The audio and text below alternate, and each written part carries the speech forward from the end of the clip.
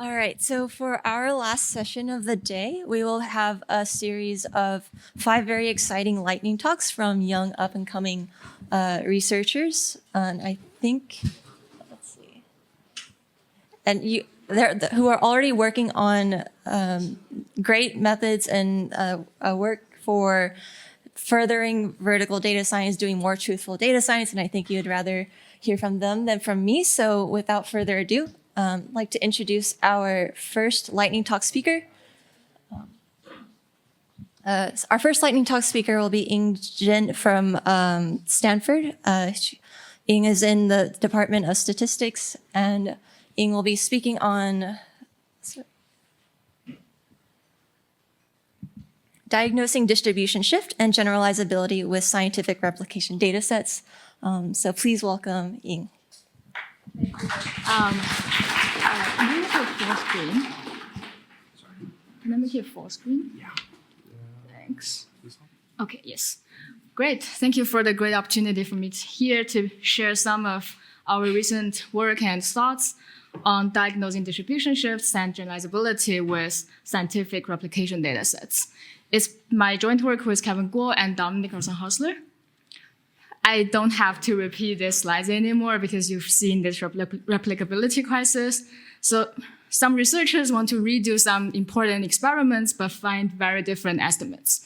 This happens in multiple fields. People are very worried. So one thing people usually talk about is publication bias. And to overcome this, a lot of communities are promoting open science practice. Like here, you have to pre-register your analysis to avoid p-hacking. And people have to publish their individual level data on this open science framework for people to access.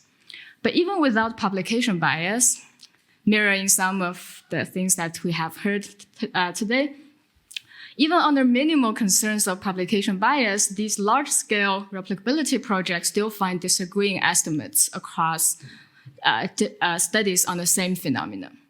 So what that means is that people find that effect estimates are more different than what should be expected from IID sampling.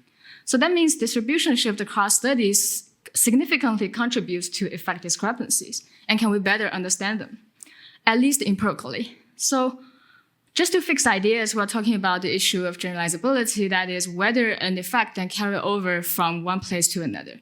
So let's say we have an original study, it collects some data from some distribution P, they apply some analysis called the functional theta to have an effect estimator.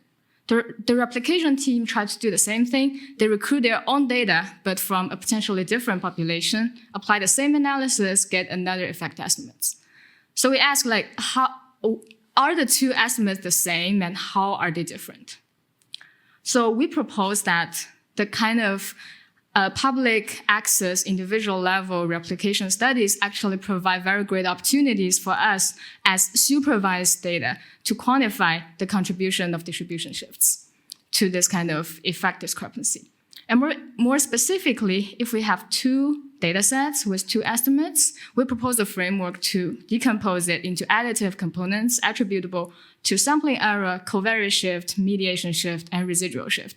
I'll explain in the next slides what they mean. But if you're interested in our analysis, you can check out our R package. And if you happen to be interested in similar questions and wanted to use this kind of data, you can access our data collection. Okay, let me explain the components. The first thing, so they are all about what is responsible for effect discrepancy that people discuss a lot. So the first class we are considering is covariance shift. So we use covariance to refer to any background characteristics of the study population. It has appeared in different names, but the idea is that if the impact of the intervention will change across individuals or contexts, then probably the studies are different just because of the choice of the population. You can see people talk about, for example, effects only appear in lower temperatures with more female or older people.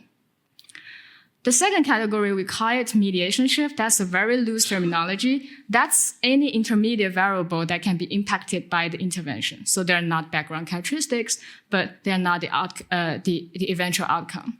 if we see the change in the mediator is important for the ultimate effect, that means some causal pathway, some component of the causal pathway goes wrong.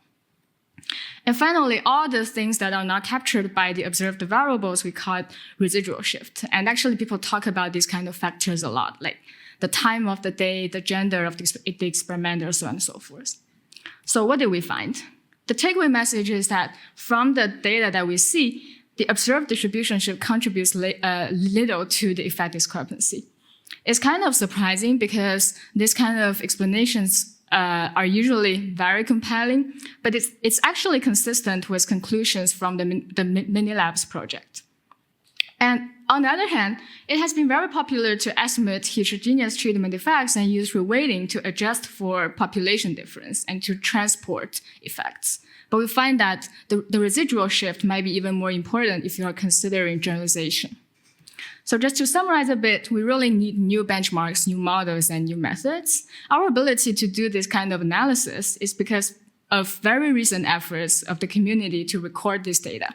And we believe such data provide tremendous empirical opportunities beyond what we have done. We also need benchmarking efforts, more benchmarking efforts, and new model to understand the distribution shift in reality. It could be very different from what we imagine. And also, we need better covariates and more statistical tools to tackle this kind of residual shifts to be able to judge whether the effect will be generalizing to other populations. If you are interested, this is our paper, and our dataset and packages are on GitHub. Thanks.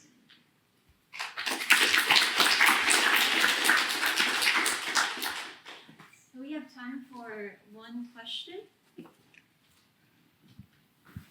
Very nice talk. So one question is, the shifts might have interactions, might not be additive. Mm-hmm. So, yeah, that's a good question. Actually, you have a combinatorial way to decompose this. So we take a specific ordering in the sense that the background shift happens first because that's before you perform the intervention, and then the mediator ones, and then like finally all the uncaptured ones. So we try to use this like predefined. also order. context probably comes in here too. Yes. For context, that depends on whether it's recorded in the data. In a lot of cases, it can be categorized in the residual shift part as well. Great. Well, let's thank Ying one more time. Thanks.